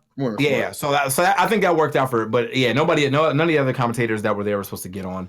I mean, Kataro hopped on a little bit, but he never really said a bunch. He was just kind of like, he hopped on, hey, and then dipped. But he didn't sit on the couch. He didn't sit on the couch. Like, yeah, no. Hazmat didn't really sit on the couch. He was using the mic behind. It's just, he talked to us a little bit about a match and then dipped out. And then he was like, yeah, I got in trouble. I was like, damn. Bought it. I mean, I get it though. You kind of have to run that tight ship because if you don't, then literally it's gonna become a madhouse, and like everybody's gonna do that, Yeah. A lot of commentators buying buying one of those spots. So. Yeah. Capri Genesis says if they patch in individual hazard toggle and fix the frame drops on FOD, do you think it would be viable for tournament play? Yeah. I'm down for FOD to come back especially with that hazard toggle, because I need hazard Smashville to come back and I need FOD. That's the only two things I need a hazard toggle on. I need hazard Smashville because that center platform is whack. You can keep hazardless Town and City because it actually makes the platforms go way slower or some shit like that. So less stretching. But yeah, that platform in the middle is fucking whack. And honestly, I probably would like if Yoshi's platform tilted too, or we could just get rid of Yoshi's altogether. Like I don't know. My problem with FOD is like a lot of places are running Yoshi's Story, and like that's, I don't know. I feel like Yoshi's Story and Battlefield and FOD, like I get why people say that they feel a similar thing, especially if you're talking 2 stage bands with no DSR. They fill a pretty similar function. You know what I mean? Yeah. Not always. Actually, yeah, man. Now I think about it, yeah, I need Randall back too, man. I want to see some Randall recoveries in here too, man. I'll be down for that. Well, on Yoshi's Melee, yeah, I definitely need Randall back. Let's get it. Yeah, actually, that might be enough to differentiate them. Because I'm thinking of hazardless Yoshis, but hazards on Yoshis and hazards on FOD might be different enough. It's interesting. I don't know. Hopefully they'll patch that in, but I feel like that'd be very complicated, but maybe not. Obviously, only they know. Yeah. So. Doodle Bob said, "What did you think of Captain Marvel, and what are your top 3 and bottom 3 Marvel movies?" Did you guys see it? I haven't seen it yet. We're supposed to. Me and it. Tori were supposed to go see it like this week, but we've just been. I don't know. We've just been lazy. So yeah. I took my mom yesterday. It was good. Yeah. I thought it was good. It did its job. You know what I'm saying? It did its job. Give a little history on one thing, and it did its job. I thought it was fine. Bottom 3 movies, I don't freaking know. Like I can't really give that one. That's hard. Like I guess you could argue like Captain America: The First Soldier is there. That was just a movie to do its job. And then after that, I can't really think of anything else. Yeah, I said one of the Thors I didn't fucks with. It's probably Thor 2. Thor 2 was good. People need to rewatch Thor 2, okay? I've been telling people this. It was a simple story to follow, okay? It had great character development between Thor and Loki. Action was cool. Arguably, the last fight, at the way it ended, was a little lackluster. But everything else was fine. Like, Thor 2 was fine. I'm actually just mind blown that people need to rewatch that movie. That was a good movie. Iron Man. I don't remember what was one of the Thors. I just know it was one of those. Is it 1 or 2? I know the last one was pretty. Ragnarok was pretty lit. And I, as far as the Iron Mans go, I didn't like Iron Man 3. I think that was, I like going back to watch it. Like I get it, but like that shit was definitely a Tony Stark movie. That wasn't an Iron Man movie. It was, and it was weird because the trailer booked it to be like a deep movie, and it just wasn't. Yeah. So I definitely like the first Captain America, Iron Man 2, and I guess the Hulk movies. I don't really care for them. I'm gonna sound like a huge hipster here, but I don't really like superhero movies except for Watchmen. Sorry, I really like. That's definitely some hipster. I know. I'm sorry. I don't like superhero movies. I don't like cape shit. Mal and I watched Venom recently, and that was one of the dumbest fucking movies I've ever seen. I liked it. I didn't see it yet, man. No spoilers. Man. No spoilers. It was dumb. It's really dumb, but it's funny. Age of Ultron. Someone said Age of Ultron was kind of trash. Dark Knight's good. Dark Knight's good. Sorry. Dark Knight and the Bane movie. Those are good. When I think about it, the reason why I didn't like Age of Ultron is because I actually really liked, Tony Stark before then. And then I just felt like he just made like every bad decision in that movie. And it was just like they wanted you to hate him. Like it was like, yo, Tony, man, if you do this, it's gonna set some shit off. And he's like, yo, I'm gonna do this. And then it sets some shit off. And he's like, fuck, it really set some shit off. And it's like, come on, man. Come on, dude. Like everyone's telling you not to do this shit, and here you are. So I just I got so tight about Age of Ultron. I was like, they really made this man. They really made me dislike Tony Stark from that movie on. So he had gumption. I'll give him that. All right. A-Rock says, what made you guys lose your competitive drive? What would it take to reignite it? What was my competitive drive? What made you lose it? Like, what made you stop wanting to be a competitor and go more? We're old. Yeah. That's about it. I have more important things to study, to worry about than to practice, 10, 12 hours a day to get to the level that I think I should be at. To compete with some of these older people. Like the realistic thing is that we're all grown fucking men. I mean, there's people who are our age who like I can tell have not like had the like same life experience that we've had. I know there's plenty of top players that don't know shit about doing taxes. You know what I'm saying? Like, and there's plenty of top players who probably never held like a real fucking job. Yeah. Or not. Oh yeah. Real meaningful relationship. And also just like a real job. You know what I'm saying? Not like I worked at like retail or sometimes like a job, like a 9 to 5 and with benefits and shit like that. So I'm old. I'm trying to like set my fucking, I'm not old, like, oh, I'm 40 or whatever, but like I'm at this point now where I'm transitioning to try to set my life up to shout to D1.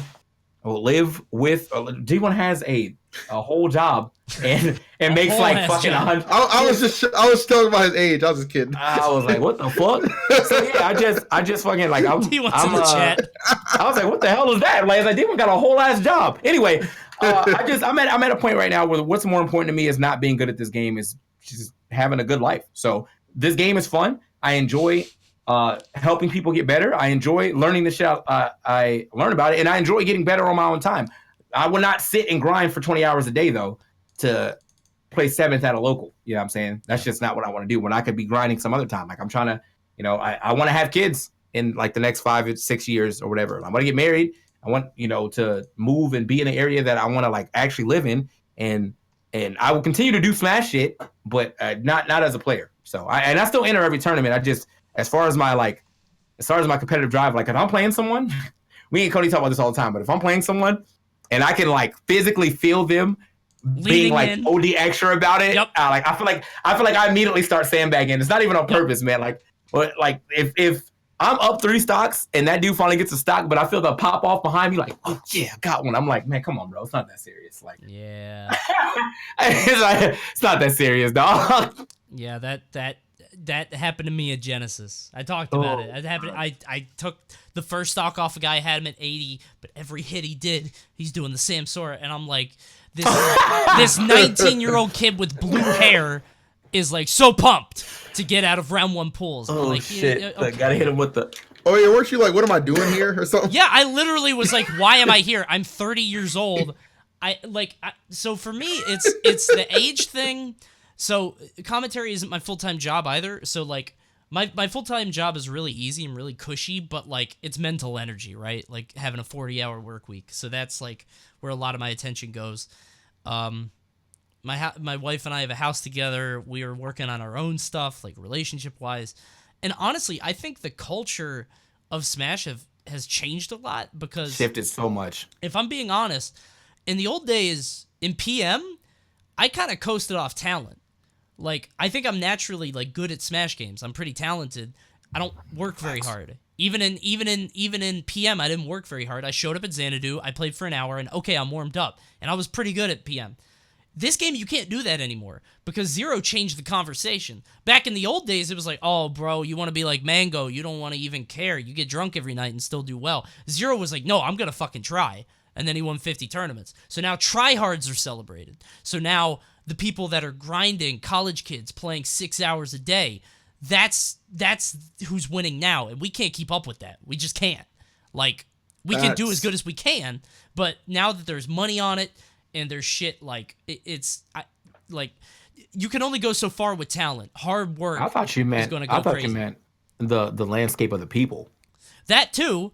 I mean, like, I don't have anything in common with these kids anymore. I don't like hanging out at a tournament for 9 hours with people half my age. Like, that's another thing. Like, what am I gonna talk to you guys about? Unless there's somebody that I really like. There's certain people that like. Parappa's way younger than me, but that's my fucking boy. Like, there's some people that you just you're super cool with, but like that's Parappa's a homie. That's really uncommon though. That's like 1 out of like 50 guys at a tournament. So, it's like you just. Like, anime wasn't a thing back then, man. In the Brawl days. Now everybody talks about anime. It's all anime. Everybody watches anime, discusses anime. Every character is anime. Everyone wants to be a weeb, too, man. Everybody thinks that their fucking Smash play is anime. I'm not on that wave, man. Come on. Yeah, I can't vibe with all that, you know what I'm saying? Like, I get down, you know what I'm saying? I know my old school animes, but people be talking to me like, oh, that reminds me of that scene from Boku no something. I'm like, who the hell's that? You know, what are you talking about? Can we talk about a movie? You know, latest movie? Yeah. You know, something. I don't know. I mean, listen. There's a couple anime, you know, that I watch, but I feel like I don't know any of these titles anymore. Like, I mean, yeah, like I just like every day is something new, and I'm just like, dude, what? Yeah, I mean, like, hello. So I just, but that's the thing, you know, the animes, the fucking body pillows being a norm. You know what I'm saying? Plushes all day for grown ass men. You know, I'm good. You know what I'm saying? Like, that's just not a lifestyle I'm willing to live. And I'm not judging y'all. I'm just saying, like, we are not alike. And I understand why, you know what I mean? Like, why we don't hang out like that. Yeah. But yeah, I'm good on that. And that's just the thing that, like, you know, you see who you hang out with. I grew up with the people that I hung out with, you know what I'm saying? I grew up in a different era. Things going to be different. I appreciate that. I still respect your talent, but I'm not trying to go to KBBQ every night. Yeah. You know what I'm saying? I'm not trying to talk about every last episode of anime manga that y'all just read. Like, that's just not for me. You know what I'm saying? I'm definitely not trying to go back to my room and play 1,000 friendlies either. That used to be my wave when I was young, when I was like 21, 22. But as soon as I hit like 26, I was like, I'm just trying to hang out with some homies. Right. Yeah. So I think it's just it's a culture thing, and it's not that we don't like these guys or respect them. Like, I really like a lot of the younger players, but what the fuck am I gonna talk to you guys about? You know, you guys are still trying to figure out who you are. I just, we don't have anything in common because, like, you're at a different stage in your life. I remember I didn't even enter the Smash scene until I was 21. So, like, a 19-year-old Smash kid, I don't even have that frame of reference. I can't even remember being 18, bro. I'm fucking old. So it's different, man. It's a different world.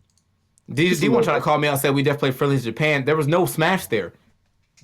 We went to Japan to talk about Soul Calibur and Tekken, and then we went back to the room to play Smash. It's different than when we went to a full Smash. Shut up, D1. Anyway, I'm not answering. Next question. All right. See ya. King Soda said, here we go. What were some funny off-stream stories that happened during Summit weekend?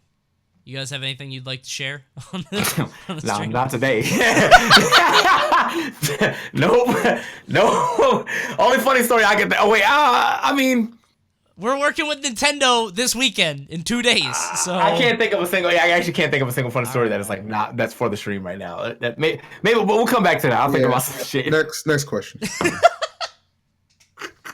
E and I are seeing Santa in 2 days, so we got to be on D1's party. How about this? There's D1's party. We went to D1's party. It was a good time. When I got there, I wasn't in a good mood, so I just started bartending, and I made like $190 in tips. Damn. So, yeah. So that was cool. But yeah, I went to D1's party. Was at Sky's house. Pretty cool. It made a lot of people. D1's got some pretty cute Asian friends. Ooh. And I say I had to specify because I don't know what it is, but I feel like D1 literally, it looked like Crazy Rich Asians when I got to that party, dog. Like, dog, that shit was. I was like, "What's going on here, bro?" but yeah. So I was like, "Okay, I'm with it." And then yeah, cool. Yeah, that was the only story I can immediately think off the top of my head.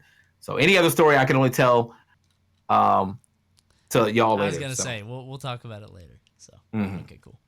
All right, I think the questions dried up, so that's gonna do it. Oh wait, somebody has one more. All right, last one. Rose Garden types back in. He says, jumping back to the culture change you were talking about, how much of an impact do you think sponsors had? I don't know if it's sponsors so much as like the changing esports landscape, because again, like back when we sort of played more and when we were competitors, you were like, if you were a tryhard, that was a bad thing, because you're not going to get anything out of it. Maybe you'll win $300 winning your local, but like those were monthlies. You might win $300 a month if you're the best player, so like it wasn't worth anything. Now you can win $300 a week and get sponsored if you're real nice, so it kind of changes the conversation. Yeah, I mean, I feel like, people kind of realize, we can almost make a living off of this. Yeah. You know what I'm saying? So that's kind of where a lot of things shifted as production got bigger, house streams became a thing, and it just took off from there. People started taking notes. So, I mean, if we never got to that point, like if our tournaments were, let's say, basically like the end all be all was still like Apex level of, you know what I'm saying? Like it would be a totally different community. Yeah. So I've seen this question like 4 times. Somebody keeps saying, "What do you think about Pitt?"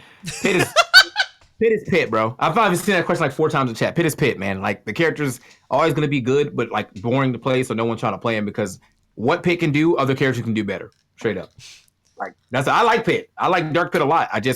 If I'm gonna use Dark Pitt, I feel like whatever he's doing, whatever I think that I'm trying to do with him, I can do better with one of my other characters. So what about Perry? Pitt, man. I once beat Pink Fresh in tournament because he played Pitt.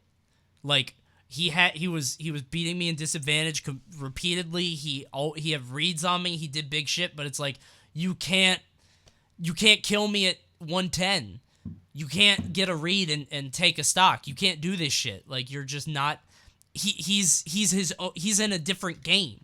You know what I mean? Like why would you ever play Pink Pink? SD that game too? He did the last so me and Pink are both at 130, right? And then like I think he was at 0, I was at like 110, but Inkling damage racking is crazy. So I got some combos, got some hits. We're both at like 150, and then he up B's in the wrong direction, which felt bad for him, but I won. They're trying to go ghost on me about this money match, man. So you know that money match is $500, right? What? For the winning team? Not the money match, the crew battle. The commentator crew battle is $500 for the winning team. Wait, what? Yeah, I know. I didn't know there was money on the line. If I had known that, I would have been able to convince Chillin's drunk ass to let me take TK. I would have been like, Black Plague versus Brown Plague. Wow. He'd have been like, yeah, dog, sure. Anyway. The heck? Anyway, so I took, what was that, 13 of the 18 stocks that was there? So of course, I should be getting a bigger cut of the money, correct? Correct. These people are definitely not trying to do that. This man, I was like chilling. All I want is 250. I did more than half the work. Did Chillin even play? He didn't even play. He didn't have to because I did everything. Chillin, take like 50. You're getting like 50%. You were the agent. That's all you did.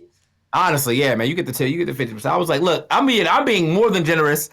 I get 250. Y'all split the other half. There you go. Yep. Everyone's good.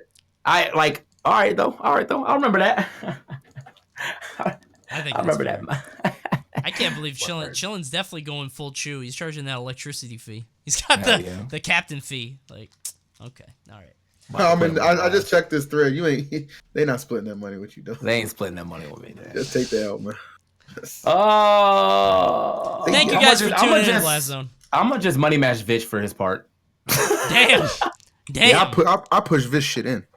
All right, whatever, man. Thanks Blast Zone. There you go, man. Blast Zone's over. Do the outro. Yeah, thank you guys for watching. You guys can follow us at the stuff below. You see it, Coney ZZ, TKbreezy, blah blah blah.